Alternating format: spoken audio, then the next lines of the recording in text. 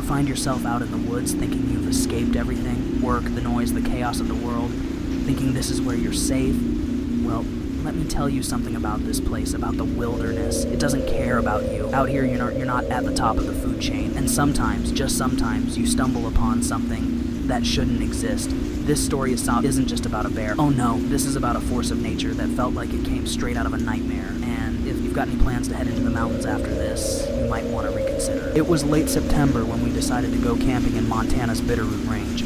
A group of 6 of us, me, my buddy Travis, his girlfriend Lily, and a few others from our hiking group. Travis had been up there before and swore it was the most untouched piece of wilderness he'd ever seen. He said the stars alone made the trip worth it. The drive up, uneventful, just long, winding roads, the kind that make you feel like you're leaving civilization behind for good. We parked the truck at the base of a trailhead, loaded up our gear, and hiked for hours until we found this little clearing by Grizzly Creek. I remember the sound of the water, how cold it felt just looking at it. By the time we set up camp, the sun was already dipping behind the mountains, painting the sky in oranges and reds. Everything was perfect, at least for a while. That night, we sat around the fire, laughing, telling stories, roasting marshmallows, your usual camping stuff. But as the night wore on, there was this shift. The forest got too quiet. If you've ever been camping, you know what I mean. No crickets, no owls, not even the rustle of leaves. It was as if the forest itself was holding its breath. And then we heard it. A branch snapped,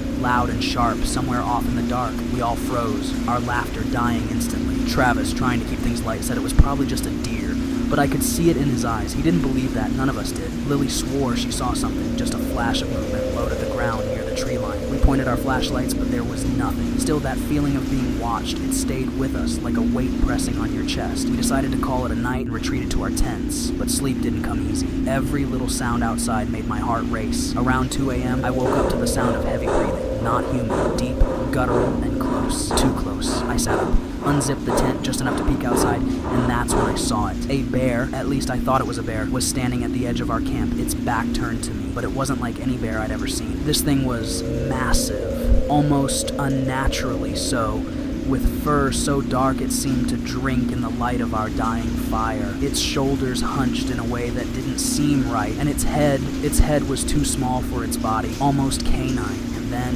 it turned. Its eyes caught the firelight, glowing like embers, but there was no warmth in them, just hunger, or maybe hatred. I couldn't move. I couldn't breathe. It stared right at me, as if it knew I was watching. Then it let out this sound.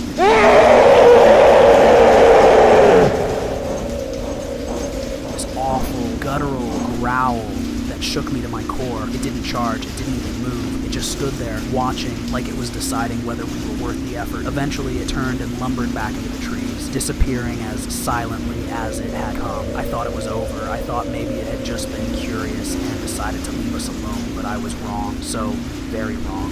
I've been back to the Bitterroot Range since then, but never to Grizzly Creek, and I'll tell you this much. If you ever find yourself out there and the forest gets too quiet, don't stick around to find out why. Some things, some places, they're not meant for us.